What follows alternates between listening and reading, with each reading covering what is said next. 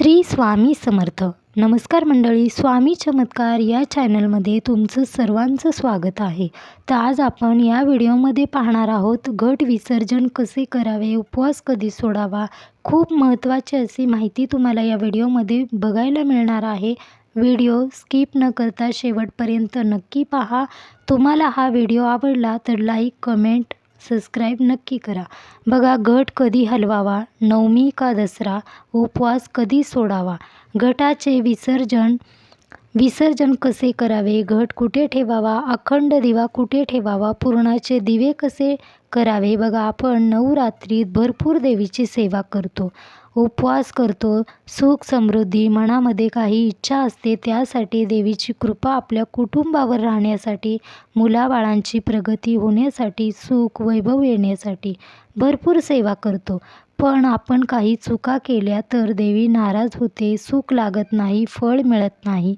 म्हणून सर्व काही व्यवस्थित झाले पाहिजे. तुम्ही काही चुका करू नका, कारण सेवेचे फळ मिळण्यासाठी आपल्याला कोणत्याही चुका करायच्या नाहीत. 9 दिवसापासून ते आपण दसऱ्यापर्यंत देवीची मनोभावे सेवा प्रार्थना ही चालू ठेवायची आहे, पण काही चुका करायच्या नाहीत. बघा, आपण नवरात्री जे धान्य पेरतो त्या 9 दिवसात पूर्णपणे धान्य उगवते. जसे धान्य उगवते तसे घराची भरभराट होते. शेवटच्या दिवशी विसर्जन करतो. विसर्जन हे नेहमी शुभ मुहूर्तावरच करावे. कोणी नवमीला विसर्जन करतं तर कोणी दसऱ्याला करतं. पण शास्त्रानुसार घटाचे विसर्जन दसऱ्यालाच करावे. पण तुमच्याकडे जसे काही नियम असतील तर तुम्ही करू शकता, पण शास्त्रानुसार घट विसर्जन दसऱ्यालाच करावे. तर बघा, 2 ऑक्टोबर गुरुवारी घटाचे विसर्जन करायचे आहे. शुभ मुहूर्त आहे गुरुवारी सकाळी 6:32 ते 8:54 आहे. यासोबत 12च्या आत आपण पुरणपोळी करत असतो. मग दसऱ्या दिवशी 12च्या आत घट हलवावा. पुरणाच्या आरत्या करायच्या आहेत. 2 ऑक्टोबर राहू काळ सुरू होत आहे. 1:44 राहू काळ सुरू होत आहे, तर 3:12 आहे. तुम्ही सकाळी 6:32 12च्या आत घट हलवू शकता. बघा, आपण शुभ मुहूर्तावरच कोणतेही शुभ कार्य नक्की करावे, कारण राहू काळामध्ये कोणतेही शुभ कार्य केले जात नाही. म्हणून तुम्ही शुभ मुहूर्तावर चांगले कार्य, आपण घट विसर्जन हे शुभ मुहूर्तावरच करा. कोणाच्या घरी कोणत्या पद्धतीमध्ये किंवा तुमच्या घरी कोणती वेगळे नियम असतील तर तुम्ही त्या पद्धतीने करू शकता. पण राहू काळामध्ये आपण कोणतेही शुभ कार्य करू नये असे मानले जाते. तर बघा, आपण घट हलवताना काही चुका करायच्या नाहीत. पुरणाच्या आरत्या करायच्या आहेत. दसऱ्या दिवशी सकाळी लवकर उठून करा. तर पुरणाच्या आरत्या कशा कराव्या, डाळ शिजवून घ्यायची आहे. आपण जसे कोणत्याही सणादिवशी पुरण बनवतं तसेच तुम्हाला पुरण बनवायचे आहे. ते पुरण पूर्णपणे तुम्हाला ताटामध्ये ठेवायचं आहे, म्हणजे ताटामध्ये पसरवून घ्यायचं आहे. त्यामध्ये तुम्हाला गोल आकाराचे 21 दिवे आकार बनवायचे आहेत. त्यामध्ये तुम्हाला थोडेसे तूप घालायचे आहे, फुलवाती घालायच्या आहेत.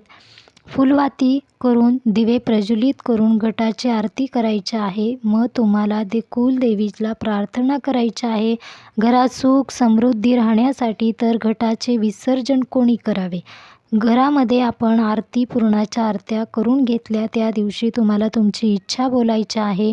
मुलाबाळांसाठी काही इच्छा बोलायच्या आहेत, प्रगतीसाठी तुम्हाला बोलायचं आहे. कुळदेवीचा आशीर्वाद भरभरून सर्वांनी घ्यायचा आहे आणि या पद्धतीने तुम्हाला पुरणाच्या आरत्या करायच्या आहेत. पुरणाच्या आरत्या झाल्या की आपण घरामध्ये कोणीही घट हलवू शकतं. घट कोणी हलवावा, जर तुमच्या घरामध्ये पुरुष असतील किंवा महिलाही हलवू शकतात, असे काही नाही, महिलाही हलवू शकतात. मग तुम्हाला घट हलवून घ्यायचा आहे. घट थोडासा, बघा, आता घट हलवता त्या दिवशी तुम्हाला थोडीशी माहिती व्यवस्थित ऐका. तुम्हाला उत्तर दिशेला थोडासा हलवायचा आहे. बघा, मुहूर्त तुम्ही उत्तर दिशेला थोडासा घट हलवून घ्यायचा आहे. कलश जो तुम्ही ठेवला आहे, कलशामध्ये आपण पाणी ठेवतो. वरचा नारळ उचलून घ्यायचा आहे. ओटीत ज्या स्त्रिया आहेत त्यांनी ओटीत नारळ खाली न ठेवता ओटीमध्ये नारळ घ्यायचा आहे. आपण तिथून कलशातून घटातून नारळ उचलतो तो आपण लगेच ओटीमध्ये घ्यायचा आहे. थोड्या वेळाने साईडला ठेवू शकता.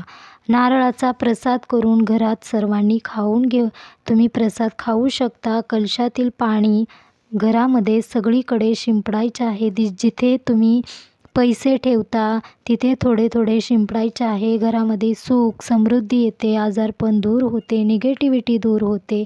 हे पाणी कुठेही टाकून देऊ नका. बाकीचे पाणी तुम्ही कोणत्याही झाडामध्ये टाकू शकता. कलशामध्ये जे नाणं आहे टाकले होते ते तुम्ही बघा पर्समध्ये ठेवू शकता, कारण याने आपल्या जीवनामध्ये पैशाची कमी राहत नाही. काही पानं फुले जे काही आपण देवीला 9 दिवस पाने फुले जे आपण वाहिले आहेत ते नैवेद्यात टाकू शकता. मातीचे जे मटके आहे ते तुम्ही पक्ष्यांना त्यात पाणी ठेवू शकता.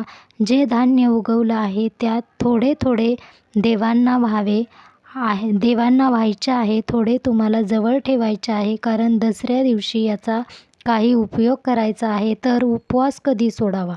तुम्ही 9 दिवस उपवास धरला असेल तर दसऱ्या दिवशी सोडायचा आहे. मग तुम्ही उठता बसता जर धरत असाल तर नवमीला उपवास धरून दसऱ्याला सोडावा.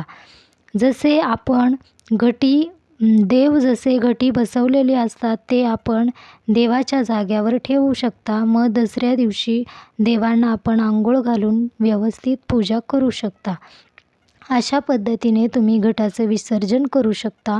बघा 9 दिवसामध्ये आपण भरपूर काही सेवा केलेली असते, प्रार्थना केलेली असते.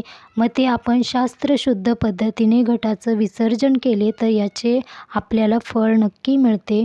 म्हणून काही चुका करू नका. काही ठिकाणी घटाचे जे नैवेद्य असते ते कुठंही कोणीही रोडवर टाकतं किंवा कुठेही टाकतं. तसे काही टाकू नका. व्यवस्थित कुठेतरी टाका. तुम्ही शेतामध्ये किंवा कुठेही टाकू शकता. पाणी जे आहे ते तुम्ही तुळशीत न टाकता कोणत्याही झाडांना टाकू शकता आणि नारळाचा प्रसाद करून सर्वांनी घरामध्ये खाऊ शकता. या पद्धतीने आपण व्यवस्थित विसर्जन करावे व बघा देवीला प्रार्थनाही नक्की करायची आहे. तुम्हाला हा व्हिडिओ कसा वाटला नक्की सांगा. श्री स्वामी समर्थ.